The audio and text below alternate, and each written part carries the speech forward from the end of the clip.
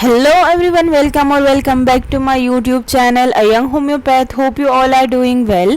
So आज का जो वीडियो है उसके अंदर हम बात करने वाले हैं about the most important questions in your gynaecology examination. ठीक है, तो ये आपका मोस्टली जो अभी हमारा ओल्ड वाला बैच चल रहा है ना, उसके अंदर अगर जो लोग थर्ड ईयर में हैं सो उनको पता होगा कि गायनेक एंड ऑप्स, ठीक है, ये दोनों को हम एक ही ऐसे सब्जेक्ट रखते हैं। लेकिन जब इसकी एग्ज़ाम आती है ना तो वहाँ पर दो पेपर्स निकलते हैं। एक पेपर हमारा होता है गायनेक का और दूसरा हमारा पेपर होता है ऑप्स के रिलेटेड। ठीक है, तो उसके अंदर से आज हम जो आपका पेपर 1 होता है OBGY का पेपर जो 1 होता है जिसके अंदर सिर्फ गायनेकोलॉजी पूछा जाता है, उसके लिए मैं आपको कुछ इंपॉर्टेंट पॉइंट्स बताने वाली हूँ। ठीक है, इसके अंदर आपको सारे इंपॉर्टेंट पॉइंट्स मिल जाएंगे, लाइकवाइज कि आपका शॉर्ट नोट और आपका लॉन्ग क्वेश्चन। ठीक है, जो कि हमारा ओल्ड मेथड के अकॉर्डिंग हमारा एग्जामिनेशन होता था उसके अकॉर्डिंग। ठीक है, तो ये जो अभी मतलब कि जो न्यू सिलेबस वाले लोग हैं उनका अभी थर्ड ईयर नहीं चालू हुआ है तो उनको अभी थर्ड ईयर के सिलेबस नहीं मिला है, बट ऑफकोर्स प्योरली हम अभी जो ओल्ड वाले बैचेस हैं उनके लिए बात करने वाले हैं। ठीक है, तो इसके अंदर जो है कि मैंने आप यहाँ पे देख पा रहे हो कि चैप्टर 1 चैप्टर 2 करके लिखा हुआ है।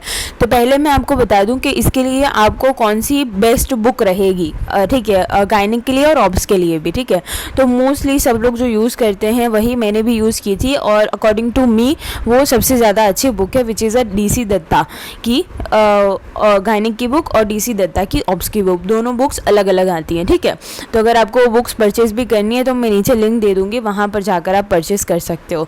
दूसरी बात अगर हम करेंगे तो उसी के चैप्टर 1 और चैप्टर 2, 3, 4, 5 उसी के अकॉर्डिंग मैंने यहाँ पर बाइफरगेट करके बताया हुआ है कि कौन से इंपॉर्टेंट क्वेश्चंस वहाँ से निकल कर आते हैं। ठीक है, तो अगर आपको रेफर करना है तो अभी अगर आपके पास बुक है तो आप बुक लेकर बैठ सकते हो। ठीक है, जिससे कि आपको ज़्यादा अंडरस्टैंडिंग रहेगी। और दूसरी चीज़ ये कि जैसे आप ये वीडियो भी देख रहे हो और इसकी जो PDF है वो मैं मेरे टेलीग्राम चैनल के ऊपर भी दे दूँगी। ठीक है, तो चलिए शुरू करते हैं कि भाई कौन सा इंपॉर्टेंट क्वेश्चन आपके रहेंगे। तो जो चैप्टर नंबर 1 है उसके अंदर आपको ना सारे जो फीमेल जेनाइटल ऑर्गन्स हैं उनकी एनाटमी वगैरह उनका जो एक ब्रीफ इंट्रोडक्शन दिया गया है। ठीक है, तो वो जो चैप्टर है ना उसके अंदर से शॉर्ट नोट निकल कर आती है, क्योंकि बहुत बार क्या होता है ना कि हम जब गायनिक पढ़ते हैं ना तो वी विल लाइक कि हमने ये सारी चीज़ें तो एनाटमी में पढ़ी हुई हैं तो ये तो कोई आएगा नहीं, लेकिन दूसरी हम बहुत सारी नई नई चीज़ें पढ़ते हैं तो हमको ऐसा लगता है कि इसी में से क्वेश्चंस आएंगे, लेकिन ऐसा नहीं होता है। बहुत बार क्या होता है कि आपका बेसिक क्लियर करने के लिए भी आपको क्वेश्चंस पूछे जाते हैं। ठीक है, तो आपका जो एनाटमी है पर्टिकुलरली फीमेल जेनिटल ऑर्गन का वो अच्छा होना चाहिए और उसमें से भी मतलब कि अगर ऑफकोर्स मैं यहाँ पर इंपॉर्टेंट क्वेश्चंस बता रही हूँ आपको, ठीक है, कोई सिलेबस तो नहीं बता रही हूँ, तो यहाँ पर क्या होगा ना कि आपको सिर्फ एनाटमी वजाइना की एक बार देख लेनी है, एक बार जो यूट्रस है उसकी बहुत इंपॉर्टेंट है ये देख लेनी है। ठीक है, और दूसरा है बार्थोलिन्स ग्लैंड। ठीक है, अगर शॉर्ट नोट भी उनको पूछनी है, एग्जामिनर को शॉर्ट नोट पूछनी है तो एनाटमी ऑफ बार्थोलिन्स ग्लैंड जो है वो अच्छा सा छोटा टॉपिक भी है और थोड़ा सा मतलब कि इम्पॉर्टेंट टॉपिक भी है। ठीक है, तो वो बहुत बार पूछा जाता है तो आपने एक बार इसको रिफ़र कर लेना है for the short note only. उसके आगे चलेंगे आपका जो चैप्टर नंबर 2, 3 और 4 है यहाँ पर। ठीक है, 2, 3 और 4 वो इम्पॉर्टेंट नहीं है। ठीक है, उसके अंदर से आपको ज़्यादा कोई मतलब कि जितना मैंने देखा है वहाँ तक तो कोई भी क्वेश्चन नहीं पूछे जाते हैं। ठीक है, इन जनरल आपको थोड़ा बहुत आइडिया होना चाहिए इन सारी चीज़ों के बारे में जो कि आपने ऑफकोर्स पढ़ा होगा, लेकिन अभी हम क्या डिस्कस कर रहे हैं, इंपॉर्टेंट क्वेश्चन डिस्कस कर रहे हैं। ठीक है, जो कि आपको एग्जामिनेशन के लिए इंपॉर्टेंट है। तो एग्जामिनेशन के लिए आपको सारी चीज़ें नहीं पढ़नी होती हैं, आपको जो इंपॉर्टेंट क्वेश्चन होते हैं वही उसी को ज़्यादा आपने ध्यान में रखते हुए अपनी प्रिपरेशन करनी है अगर आपको अच्छे मार्क्स लाने हैं तो। ठीक है, तो जो सेकंड, थर्ड और फोर्थ चैप्टर है उसको आप अभी के लिए स्किप कर सकते हो। ठीक है, उसके आगे चलेंगे हम चैप्टर नंबर 5 के ऊपर। ठीक है, तो जो चैप्टर नंबर 5 है ना विच इज़ क्वाइटली इंपॉर्टेंट। ठीक है, बिकॉज कि उसके अंदर से आपको एक बहुत इंपॉर्टेंट जो FQ मतलब कि फुल क्वेश्चन पूछा जा सकता है। ठीक है, शॉर्ट नोट जहाँ पर SN जहाँ पर लिखा हुआ है उसका मतलब है शॉर्ट नोट और FQ जहाँ पर लिखा हुआ है उसका मतलब है फुल क्वेश्चन। ठीक है, फुल क्वेश्चन मतलब कि आपका रिस्पेक्टेड टू योर यूनिवर्सिटी। हमारी जैसे यूनिवर्सिटीज़ के अंदर 15 मार्क्स का क्वेश्चन पूछा जाता है, कुछ यूनिवर्सिटीज़ के अंदर 20 मार्क्स का क्वेश्चन पूछा जाता है, कुछ यूनिवर्सिटीज़ के अंदर 10 मार्क्स का क्वेश्चन पूछा जाता है, उसको हम फुल क्वेश्चन बोलते हैं। ठीक है, तो उसके लिए आपको जो है कि एक आपको ये टॉपिक मिल जाएगा प्यूबर्टी, ठीक है, जो कि आपको चैप्टर नंबर 5 में मिलेगा। वो एक थोड़ा सा इंपॉर्टेंट क्वेश्चन है और ख़ास करके उसके अंदर क्या है ना कि ठीक है, तो इसके अंदर जो प्यूबर्टी एमेनोरिया है ना वो आपको ज़्यादा इंपॉर्टेंट रहेगा, वो आपको फुल क्वेश्चन में पूछा जा सकता है, ठीक है। उसके अलावा एक शॉर्ट नोट भी कई बार पूछी गई है दूसरी सारी यूनिवर्सिटीज़ के अंदर, विच इज़ अ डीले प्यूबर्टी। उसके कॉजेज़ क्या रहते हैं, क्यों डीले प्यूबर्टी होती हैं, ठीक है, ये सारी चीज़ें आपको बुक में बहुत अच्छे से बताई गई हैं, तो आपने एक बार उसको देख लेना है फॉर द शॉर्ट नोट, ठीक है। उसके आगे चलेंगे चैप्टर नंबर 6 के ऊपर आप आ जाओ, चैप्टर नंबर 6 को देख लो, तो उसके अंदर से एक बहुत बहुत वाला इंपॉर्टेंट वाला आपको एक पॉइंट निकल कर आता है, विच इज़ अ मीनोपोज, ठीक है। मीनोपोज आपको फुल क्वेश्चन में पूछा जा सकता है। इसके अलावा जो कॉजेज ऑफ मीनोपोज है ना वो आपको शॉर्ट नोट में पूछी जा सकती हैं, ठीक है। तो आपने मीनोपोज एकदम अच्छे से करके रख लेना है, बिकॉज कि क्या है ना कि ऐसी सारी चीज़ें, बिकॉज अगर तुम फीमेल जेनाइटल या फिर तो एज अ गायनिक एक चीज़ देखोगे ना तो आपको ये सारी चीज़ें ज़्यादा उभर कर आएंगी। एक है मेंस्ट्रुअल साइकिल, दूसरा आपका मीनोपोज, ठीक है। तो मीनोपोज आपने अच्छे से करके रख लेना है। आपको या तो आपका थियोरी पेपर में आ सकता है या फिर तो मोस्ट प्रोबेबली इसके चांसेस होते हैं कि आपको वाइवा में पूछा जाए, ठीक है। तो आप वहाँ पर ब्लैंक ना रहो, ठीक है, इसलिए आपने ये चीज़ तो कर ही लेनी है। उसके आगे चलेंगे हम चैप्टर नंबर 7 के ऊपर। तो chapter number 7 is not important, ठीक है, उसको अभी के लिए आप स्किप कर सकते हो। उसके आगे चलेंगे चैप्टर नंबर 8 के ऊपर आ जाओ। उसके अंदर क्या है, एक बहुत देखो जैसे मोस्ट इंपॉर्टेंट MIMP मतलब कि मोस्ट इंपॉर्टेंट आपका क्वेश्चन है, जो मैंने आपको बोला था ना, मेंस्ट्रुअल साइकिल, ठीक है।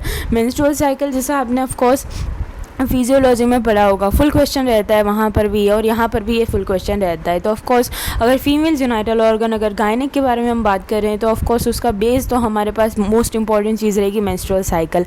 अगर आपको मेंस्ट्रुअल साइकिल नहीं आ रही है, जस्ट गो थ्रू इट, आपने 10 बार पढ़ना है उस चीज़ को। अगर आपको मेंस्ट्रुअल साइकिल नहीं आ रहा है तो आई एम सॉरी बट आप गायनिक को नहीं समझ पाओगे, ठीक है।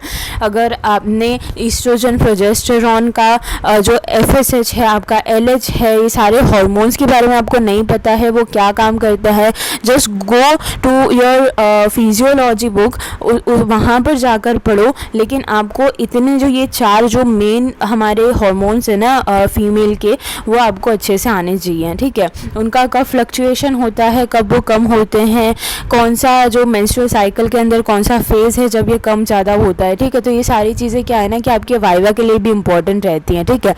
तो आपने इसके ऊपर ज़्यादा जोर देना है।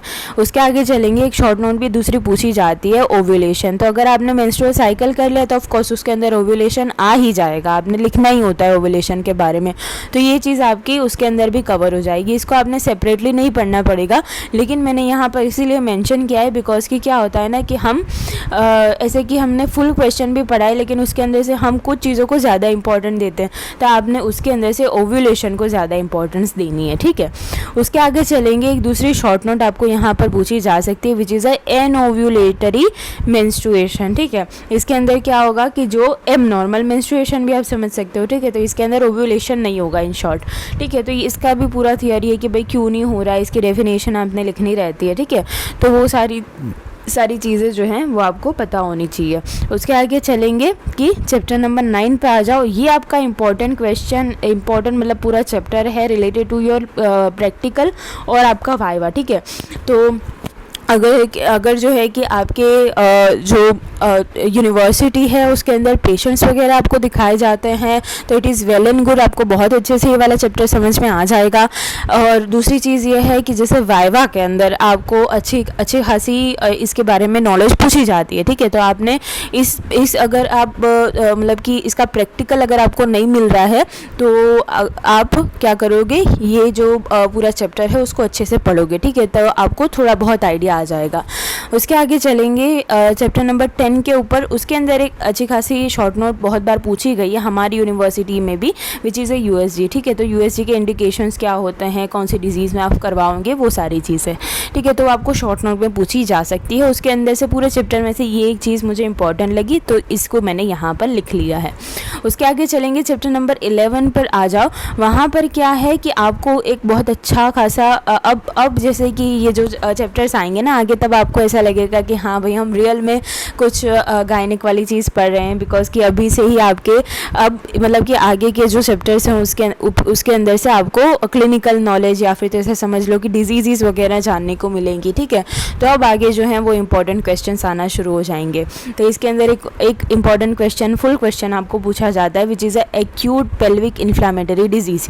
इसको आप एक्यूट PID इस तरीके से हम शॉर्ट फॉर्म में भी बोलते हैं, ठीक है। तो एक्यूट PID बोल लो या फिर तो एक्यूट पेल्विक इन्फ्लामेटरी डिजीज़ बोल लो, ठीक है, दोनों चीज़ एक ही है। उसके अलावा एक शॉर्ट नोट पूछी जाती है विच इज़ जेनाइटल TB, ठीक है। तो ये सारी चीज़ें आपको बुक के अंदर मिल जाएंगे DC दत्ता के अंदर। उसके आगे चलेंगे हम चैप्टर नंबर 12 के ऊपर। यहाँ पर से आपको शॉर्ट नोट बहुत अच्छी खासी पूछी जाती है, ठीक है। डिजीज़ के रिलेटेड शॉर्ट नोट बहुत अच्छी खासी पूछी जाती है। First is a gonorrhoea important, उसके आगे जो सिफिलिस है वो भी इम्पॉर्टेंट है, और क्लेमेडियल इन्फेक्शन भी आपका इम्पॉर्टेंट है, और सारी चीज़ें आपको शॉर्ट नोट में पूछी जाती हैं, ठीक है।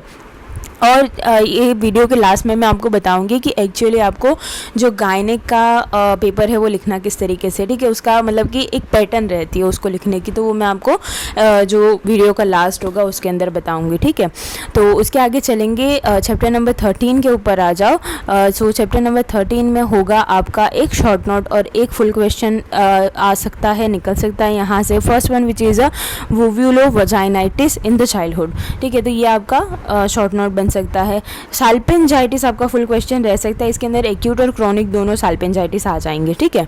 उसके आगे चलेंगे चैप्टर नंबर 14 के ऊपर। 14 के ऊपर क्या है ना कि बहुत अच्छा खासा एक फुल क्वेश्चन और बहुत मज़ा आएगा उसको पढ़ने में, वो है आपका डिस्मेनोरिया, ठीक है। तो डिस्मेनोरिया जो है वो आप बार बार देखोगे, जैसे कि ये क्या डिस्मेनोरिया क्या है ना कि in day to day life जो फीमेल्स होती हैं उनको रहता है, ठीक है। और इन इंडिया ये बहुत ज़्यादा इंसिडेंस है इसका। तो ऐसी चीज़ें हो जाती हैं कभी कभार एग्ज़ामिनेशन के अंदर, जैसे कि कोरोना का टाइम था तो कोरोना के बारे में हमको ज़्यादा पूछा जाता था, ठीक है, एग्ज़ाम के अंदर, वाइवा के अंदर, ठीक है। तो इसीलिए जो डिजीज़ इंडिया में ज़्यादा हो रही हैं वो आपको एग्ज़ाम में पूछा जाना इज़ लाइक वाइज की कॉमन सेंस है ये, ठीक है। तो आपने डिस्मेनोरिया भी करके रख लेना है, फुल क्वेश्चन इसका आता है। उसके आगे एक दूसरा फुल क्वेश्चन है pre menstrual syndrome. Pre menstrual syndrome जो है वो भी अभी की जो हमारी लेडीज़ हैं उनको ज़्यादा होता है, तो ये भी आपके एग्ज़ाम में आने के चांसेस ज़्यादा हो गए हैं, ठीक है। उसके आगे चलेंगे चैप्टर नंबर 15 के ऊपर। चैप्टर नंबर 15 जो है ना, यहाँ पर से जो है कि जो एक मेंस्ट्रुएशन डिस्टर्बेंस आपको यहाँ पर देखने को मिलेगा, ठीक है। तो जब आपका मेंस्ट्रुअल साइकिल डिस्टर्ब हो जाती है तो उसकी वजह से क्या क्या डिजीज़, या फिर तो ऐसे समझ सकते हो कि क्या हो सकता है एक्चुअली, या तो ज़्यादा आएंगे मेंसेस या तो कम आएंगे, ठीक है। तो बस उसी के अंदर सारी चीज़ें खेलनी है आपने। लेकिन जैसे मैंने आपको कहा कि अगर आपके मेंस्ट्रुअल साइकिल के ऊपर पकड़ अच्छी है तो यहाँ से आपको सारी चीज़ें समझ में आ जाएंगी, ठीक है। तो पहला आपका फुल क्वेश्चन ये आ सकता है कि जो एबनॉर्मल यूटेराइन ब्लीडिंग, ठीक है, एबनॉर्मल यूटेराइन ब्लीडिंग के अंदर ये इस चैप्टर के अंडर जितने भी डिजीज़ आते हैं, आपका मेनोरेजिया, मेट्रोरेजिया, पॉलीमेनोरिया, ओलिगोमेनोरिया, ठीक है, ये सारी चीज़ें आपके आ जाएंगी एबनॉर्मल यूटेराइन ब्लीडिंग के अंदर। अब आगे उसके अंदर बात करते हैं, जैसे मैंने आपको एग्जांपल्स दिया, उसके अंदर मैंने बोला मेनोरेजिया, पॉलीमेनोरिया और मेट्रोरेजिया और ओलिगोमेनोरिया। तो ये सारी चीज़ें क्या है ना कि आपको सेपरेटली भी एज अ शॉर्ट नोट पूछी जाती हैं, ठीक है। तो आपने ये पूरा चैप्टर जो है वो अच्छे से करके रख देना है, ठीक है।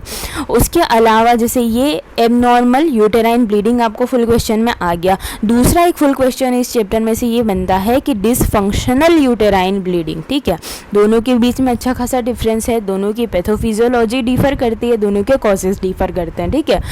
तो ये चीज़ें आपको पता होनी चाहिए। ये जो इतने क्वेश्चंस मैंने आपको बताए हैं इस वाले चैप्टर के अंदर से वो आपने करके रख देना। उसके आगे चलेंगे चैप्टर नंबर 16 के ऊपर।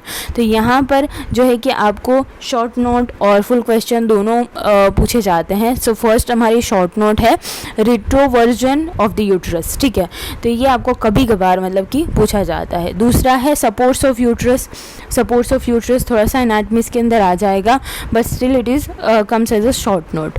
दूसरी चीज़ है एक फुल क्वेश्चन पूछा जाता है यूटेराइन प्रोलेप्स के बारे में। देन एक दूसरी शॉर्ट नोट है डीक्यूबाइटस अल्सर। ठीक है, सारी चीज़ें आपको दत्ता में मिल जाएंगी।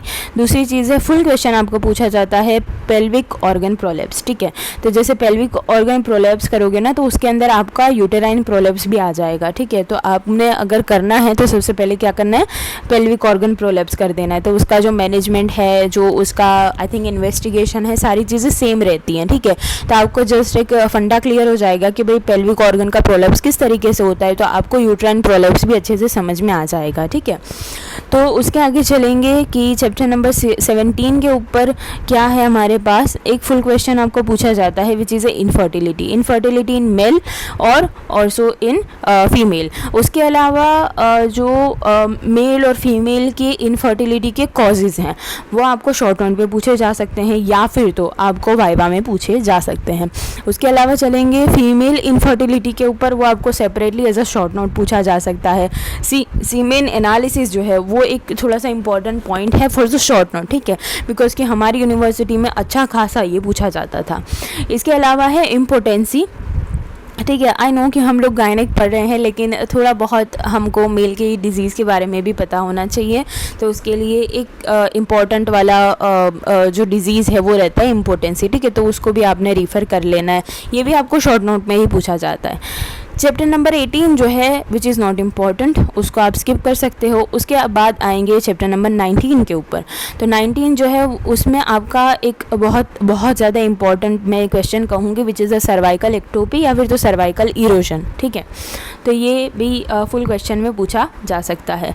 चैप्टर नंबर 20 के ऊपर आ जाएंगे, वहाँ पर आपको 2 फुल क्वेश्चन पूछे जा सकते हैं। The first one which is a leiomyomas या फिर तो यूट्राइन फाइब्रोसिस। उसके अंदर से जो यूट्राइन फाइब्रोसिस में कहूँगी वो इन रिलेशन या फिर तो इन अगर हम 2 चीज़ों को देखें कि भाई आपको ज़्यादा किसको इम्पोर्टेंस देनी चाहिए, तो मैं कहूँगी यूट्राइन फाइब्रोसिस को आप ज़्यादा इम्पोर्टेंस दो रादर देन लियोमायोमास को। ठीक है, तो जो यूट्राइन फाइब्रोसिस है वो एक तो इंडिया में ज़्यादा होता है, दूसरी चीज़ है कि ये एग्ज़ाम में भी ज़्यादा पूछा जाता है। ठीक है, तो आपने उसको ज़्यादा इम्पोर्टेंस देनी है। उसके आगे चलेंगे जो चैप्टर नंबर 21 है उसके ऊपर से एक फुल क्वेश्चन आता है बिनाइन ओवेरियन नियोप्लाज्म। ठीक है, तो ये भी आपने एक बार देख लेना है। उसके आगे चलेंगे चैप्टर नंबर 20 के ऊपर, तो वहाँ पर एक बहुत ज़्यादा मोस्ट इम्पॉर्टेंट फुल क्वेश्चन आता है विच इज़ अ एंडोमेट्रियोसिस। ठीक है, एंडोमेट्रियोसिस के बारे में आपको एग्ज़ाम में भी मतलब कि वाइवा में भी पूछा जा सकता है, आपको जो है कि आपकी थियरी एग्ज़ाम में उसके अंदर भी पूछा जा सकता है। उसके आगे चलेंगे, एक दूसरा फुल क्वेश्चन है जो कि है एडिनोमायोसिस। ठीक है, लेकिन of course in relation to endometriosis ये थोड़ा सा कम इम्पॉर्टेंट है। ठीक है, उसके आगे चलेंगे chapter number 23 which is not important. आगे चलेंगे चैप्टर नंबर 24 के ऊपर, यहाँ पर एक और मोस्ट इम्पॉर्टेंट फुल क्वेश्चन आ जाता है which is a CA service. ठीक है, तो जो मेरी यूनिवर्सिटीज़ के लोग हैं और वो इस वीडियो को देख रहे हैं तो आप लोगों को समझ में आ गया होगा अभी तक कि जो मोस्ट इम्पॉर्टेंट वाले क्वेश्चंस मैंने यहाँ पर लिखे हुए हैं वो आपके एग्ज़ाम के लिए कितने इम्पॉर्टेंट है। ठीक है, बिकॉज कि अगर आप मेरी यूनिवर्सिटीज़ के पेपर्स देखोगे तो ये जो सारे क्वेश्चन है ना वो बार बार रिपीट हुए हैं, तो आपने इसके ऊपर ज़्यादा ध्यान देना है। ठीक है, दूसरी चीज़ है CA एंडोमेट्रियम, वो भी इम्पॉर्टेंट है लेकिन CA सर्विस जितना नहीं, लेकिन आपने करके रख लेना है अगर आपके पास अभी टाइम है तो। उसके आगे चलेंगे चैप्टर नंबर 25 के बारे में विच is not important, chapter number 26 which is not important and chapter number 27। उसके अंदर से आपको एक शॉर्ट नोट जो है वो कभी कभार पूछी जाती है which is a complete perennial tier. ठीक है, तो वो आपने एक बार देख लेना है। चैप्टर नंबर 28 के ऊपर आओगे तो ये क्या है ना, ये एक थोड़ी सी कॉमन सेंस है या फिर तो ये ऐसी डिजीज़ हैं, ऐसे सिंड्रोम हैं जो कि हमको ना पहले से ही पता है। लाइक इसके जब हम बायो पढ़ते थे हमको तब से पता है, हमने फिजियो पढ़ा हमने तब भी इन सिंड्रोम्स के बारे में देखा है which is a Klinefelter syndrome and Turner syndrome. ठीक है, दोनों में से कोई एक सिंड्रोम हर बार होता है और ये शॉर्ट नोट में मोस्टली पूछा जाता है। ठीक है, उसके आगे चलेंगे चैप्टर नंबर 29 के ऊपर। वहाँ पर आपका एक बहुत मोस्ट इम्पॉर्टेंट फुल क्वेश्चन आ जाता है विच इज़ एमेनोरिया। एमेनोरिया के अंदर जो उसका क्लासिफिकेशन है वो बहुत बार एज ए सेपरेटली पूछा जाता है, या फिर तो उसके बारे में वाइवा में बात की जाती है। और उसके आगे जाओगे तो जो amenorrhoea as a full question अगर आपको पूछा जाता है तो आपको physiological amenorrhoea as well as the pathological amenorrhoea आपको बताना रहता है। और अगर आपका मतलब कि लाइक के आपको कंटेंट थोड़ा कम लग रहा है तो आप प्यूबर्टी एमेनोरिया को भी यहाँ पर ऐड कर सकते हो, ठीक है। उसके आगे चलेंगे पीसीओएस, ठीक है। आपने बहुत बार सुना होगा पीसीओएस के बारे में, जैसे कि अभी तो बहुत ज़्यादा कॉमन हो गई है ये डिसीज़ इन यंग गर्ल्स, ठीक है। तो इसके बारे में ऑफकोर्स शॉर्ट नोट आ सकती है, देयर इज़ हाई चांसेस कि इसके बारे में शॉर्ट नोट आए। पीसीओएस पॉलीसिस्टिक ओवेरियन सिंड्रोम, ठीक है। तो ये चीज़ आपने पढ़ लेनी है। उसके आगे है कुशिंग सिंड्रोम, ठीक है। तो ये जो कुशिंग सिंड्रोम है ना वो भी पूछा जाता है बहुत बार। उसके आगे चलेंगे चैप्टर नंबर 30 के ऊपर आ जाएंगे हम, ठीक है। तो चैप्टर नंबर 30 के ऊपर आपको आ जाता है full question most important which is contraceptions, ठीक है। कॉन्ट्रासेप्शंस क्या है कि आपको अभी आपने अगर आप कर लेते हो तो आप जब 4th ईयर में आ जाओगे ना तब भी आपको कॉन्ट्रासेप्शंस के बारे में पढ़ना है, बट इन द पीएसएम, ठीक है। तो ये एक आपका कॉन्सेप्ट क्लियर करने वाली बात है, तो आपने एक कर ही लेना है, तब भी ये आपका मोस्ट इंपॉर्टेंट क्वेश्चन रहेगा और अभी भी आपका ये मोस्ट इंपॉर्टेंट क्वेश्चन रहेगा, ठीक है। और एज अ डॉक्टर आप समझ लो कि आपको पता होना चाहिए कि कॉन्ट्रासेप्शंस होते किस किस तरीके के हैं, मार्केट में किस तरीके से मिलते हैं, और वो मतलब कि कितने टाइप्स के होते हैं, उनको कब इंसर्ट करना चाहिए, उनकी क्या कॉम्प्लिकेशंस होनी चाहिए, ठीक है। तो ये सारी चीज़ें आपकी क्लियर होनी चाहिए और इसीलिए ये फुल क्वेश्चन में मोस्ट इंपॉर्टेंट क्वेश्चन रहता है, ठीक है। उसके आगे चलेंगे कि स्टीरॉयडल कॉन्ट्रासेप्शन। देखो अगर तुमने कॉन्ट्रासेप्शन कर लिया ना पूरा का पूरा तो तुमको ये सारी चीज़ें आ जाएंगी। तो ये सारी चीज़ें क्या हैं आपको फर्दर शॉर्ट नोट में पूछी जाती हैं, जैसे कि स्टीरॉयडल कॉन्ट्रासेप्शन पूछे जाते हैं शॉर्ट नोट के अंदर। पीओपी जो आपका पीओपी पिल्स होती हैं वो पूछी जाती है। इमरजेंसी कॉन्ट्रासेप्शन कौन कौन से हैं, जैसे कि तुमने कॉन्ट्रासेप्शन पढ़ लिया तो अभी उसके अंदर तुमने कॉपर टी भी पढ़ ली, उसके अंदर तुमने पीओपी भी पढ़ लिया, स्टेरॉयडल भी पढ़ लिया, ठीक है। तो वही सारी चीज़ें आपको यहाँ पर आती हैं। लेकिन कभी कभार क्या होता है ना कि बच्चे कंफ्यूज हो जाते हैं कि भाई इमरजेंसी कॉन्ट्रासेप्शन क्या है, ठीक है। तो ये कुछ नहीं होता, जब आप कॉन्ट्रासेप्शन पढ़ रहे हो तब आपने बस इस चीज़ को ध्यान में रखना है। उसके आगे चलेंगे स्टेरिलाइजेशन, ठीक है। तो स्टेरिलाइजेशन की दोनों मेथड आपको पता होनी चाहिए, कौन सी मेल में होती है कौन सी फीमेल में होती है। उसके आगे फर्दर मेल स्टेरिलाइजेशन आ जाएगा, फीमेल स्टेरिलाइजेशन आ जाएगा, ठीक है। और बैरियर मेथड आ जाएंगी। बैरियर मेथड भी ऑफ कोर्स अगर आपने कॉन्ट्रासेप्शन पढ़ कर रखा हुआ है तो सबसे पहले ही हम बैरियर मेथड पढ़ते हैं, ठीक है। तो बैरियर मेथड भी सेपरेटली आपको एज अ शॉर्ट नोट पूछा जाता है, ठीक है। तो समझ सकते हो कि ये चैप्टर नंबर 30 आपके लिए कितना इंपॉर्टेंट है। उसके आगे चलेंगे 31 which is not important, 32 which is good to know, ठीक है। अगर आपको इंटरेस्ट है आपका गायनिक के अंदर, अगर आपको मतलब कि जो है कि पढ़ना पसंद है तो आप इसे पढ़ सकते हो। एज अ डॉक्टर आपको पसंद है अगर सारी चीज़ें जानना तो आपके लिए अच्छा रहेगा कि अगर ये चैप्टर आप पढ़ो इन रिस्पेक्टेड टू योर एग्जामिनेशन, ठीक है।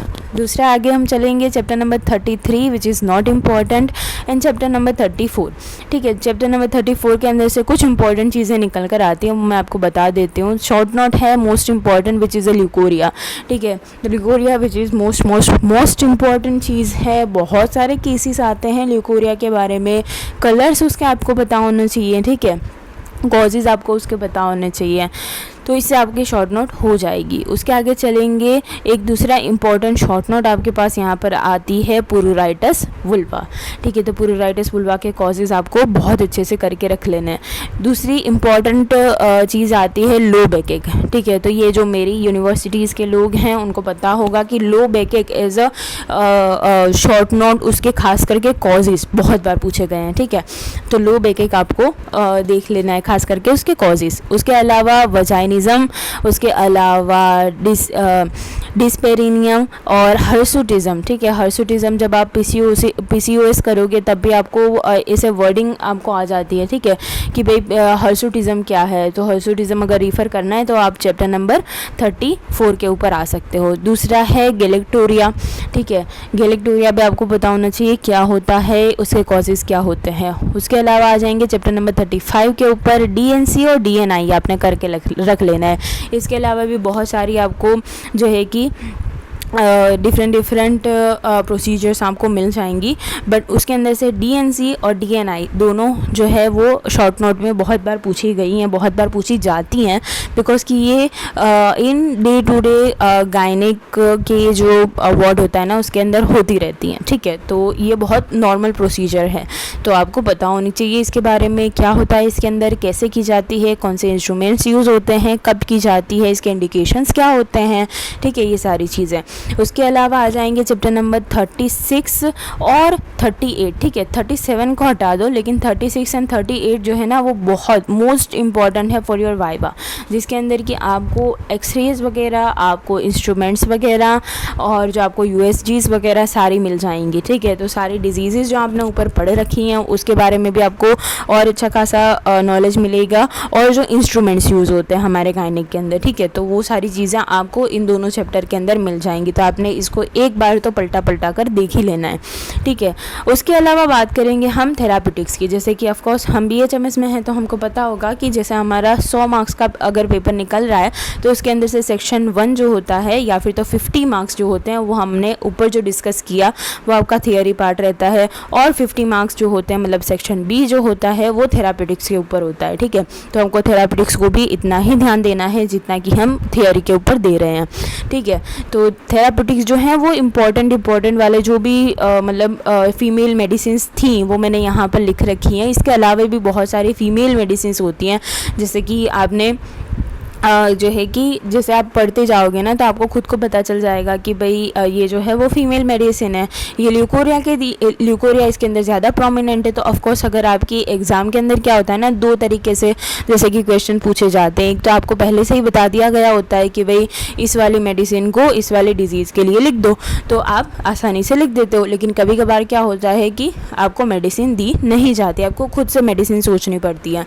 तो उसके लिए आपको थोड़ा सा आइडिया होना चाहिए कि कौन सी मेडिसिन जो हैं वो फीमेल मेडिसिन होती हैं, उसके अंदर फीमेल का जो है ज़्यादा इंपॉर्टेंस है। ठीक है, और अगर इसके अंदर जो मैंने आपको लिस्ट दे रखी है उसके अंदर से मैं आपको बताऊं कि कौन से फीमेल मेडिसिन है और कौन सी नहीं है, तो फॉस्फोरस, बेला, पल्स, उसके आगे आ जाओ तुम हेपार सल्फ, सिलेशिया, ग्रेफाइटिस, और जो हमारा लेकेसिस है, lycopodium, creosote, calcarea carb, nux vomica, alumina, sabal, hamamelis. ठीक है, तो इतनी जो है वो मोस्ट प्रोमिनेंटली हमारी फीमेल मेडिसिन है। उसके अलावा वाली जो मैंने लिखी हुई है ना वो आपको कैसे पूछी जाती है वो भी मैं आपको बता देती हूँ। जैसे कि काल्केरिया सल्फ बीच में छूट गया, बीच में हमारा जो है कि नाइट्रिक एसिड, रूटा, रस्टॉक्स छूट गया। ठीक है, तो ये सारी चीज़ें क्या होती है ना कि ऐसा आपको एक कंडीशन दी जाती है कि भाई आपकी जो पेशेंट है वो किसी टाइप का सर्जरी वगैरह कुछ करवा कर आई हुई है, उसको किसी टाइप की इंजरी हो गई है। ठीक है, तो उसको आप किस तरीके से जो है कि ट्रीट करोगे। रूटा रस्टॉक्स के ऊपर जो है कि उसका मेन इंपॉर्टेंस है कार्टिलेज के ऊपर, मेन एक्शन है उसका कार्टिलेज के ऊपर, तो ये आपको यूट्राइन प्रोलेप्स के लिए भी आप दे सकते हो। ठीक है, अब उसके थेरा जब लिख रहे हो तो आप उसके अंदर इन दोनों मेडिसिन को भी ऐड कर सकते हो। दूसरी अगर हम बात करें तो नाइट्रिक एसिड हो गई है, आगे कैंथारिस हो गई है। तो ये सारी चीज़ें क्या करती है, ये सारी चीज़ें खास करके हम बर्निंग के लिए यूज़ करते हैं, जहाँ पर भी बर्निंग आपको पेन मिलता है। ठीक है, जब भी आप सारे डिजीज़ देखोगे तो उसके अंदर आप सिम्टम्स भी देखोगे। ठीक है, तो उसके अंदर कहीं पर भी बर्निंग मिलता है तो आप ये दोनों मेडिसिन यूज़ कर सकते हो। इसके अलावा यूटीआई, ठीक है, यूटीआई आपको यहाँ पर नहीं मतलब कि ऐसा पढ़ाया जाता, लेकिन क्या है ना कि जब हम फीमेल की बात करते हैं तो फीमेल में मोस्ट प्रोमिनेंटली यूटीआई होता रहता है। यूटीआई मतलब यूरिनरी ट्रैक इन्फेक्शन। ठीक है, तो उसके अंदर जो है कि दोनों मेडिसिन आप प्रिस्क्राइब कर सकते हो। मेरी यूनिवर्सिटी में यूटीआई का एक थेरा होता ही था, तो हो सकता है कि आपकी यूनिवर्सिटी में भी होता हो, ठीक है। तो आप उस तरीके से फिर प्रिपेयर कर सकते हो। आपको इन जनरल थोड़ा सा आइडिया होना चाहिए कि कौन सी मेडिसिन किसके लिए हम मेनली यूज़ करते हैं, उसका थेराप्यूटिक वैल्यू आपको पता होना चाहिए, ठीक है। तो आप इजीली थेरा लिख सकते हो। इसके आगे अगर आपको देखना है कि भाई थेरा एक्चुअली में किस तरीके से हम लिखेंगे कि हमको ज़्यादा मार्क्स मिलेंगे, तो उसके लिए मैंने पहले ही अलग से वीडियो बनाकर रखा हुआ है, आप वहाँ पर जाकर वीडियो देख सकते हो, ठीक है। और लास्ट में जैसे मैंने आपको कहा था कि मैं बताऊंगी आपको कि आपने गायनिक का पेपर किस तरीके से लिखना है, ठीक है। तो जैसे सारे जो पेपर्स होते हैं उनके जो हेडिंग्स होते हैं वो ज़्यादा इंपॉर्टेंट होते हैं, ठीक है। तो जो गायनिक का पेपर है ना, उसके अंदर आपके हेडिंग्स कुछ इस तरीके से होने चाहिए कि सबसे पहले आपका डेफिनेशन आना चाहिए, उसके आगे आपका आना चाहिए कॉजेस, उसके आगे उसके सिम्टम्स, साइन एंड सिम्टम्स या फिर तो क्लिनिकल फीचर बोल सकते हो, उसके आगे मैनेजमेंट और ट्रीटमेंट दोनों अलग अलग चीज़ें होती हैं। कुछ जो केसेस होते हैं जिसके अंदर हम सिर्फ मैनेज कर पाते हैं, कुछ चीज़ों के अंदर हम पूरा उसको ट्रीट कर सकते हैं, ठीक है। वो दोनों चीज़ें आपने लिखनी हैं। और आपको पूछा जाए या आपको क्वेश्चन में ना पूछा जाए, आप BHMS में हो तो आपने लास्ट में जैसे आप ट्रीटमेंट लिख रहे हो, मैनेजमेंट लिख रहे हो, तो होम्योपैथिक मेडिसिन्स आपने लिखनी है। सिर्फ आप नाम दे दो या फिर तो आपको अगर आ रहा है, आपको आती है वो मेडिसिन के इंडिकेशन, तो उसके स्पेसिफिक इंडिकेशंस लिख दो, जिससे कि आपको ज़्यादा मार्क्स मिलेंगे, ठीक है। तो ये थी मेरी कुछ टिप्स जिससे कि आप अपने गायनिक का जो पेपर है वो अच्छे से लिख पाओ, वो अच्छे से उसके अंदर स्कोर कर पाओ, ठीक है। और दूसरा जो आपका सर्जरी के बारे में मैंने पहले से ही वीडियो बनाकर रखा हुआ है, सो होपफुली आपको ये वीडियो अच्छा लगा होगा और कहीं ना कहीं हेल्पफुल रहा होगा। And if you like this video then please like, comment, share and subscribe to my channel. And also if you want any video on the specific topic then you can tell me in the comment section. And thank you so much for watching.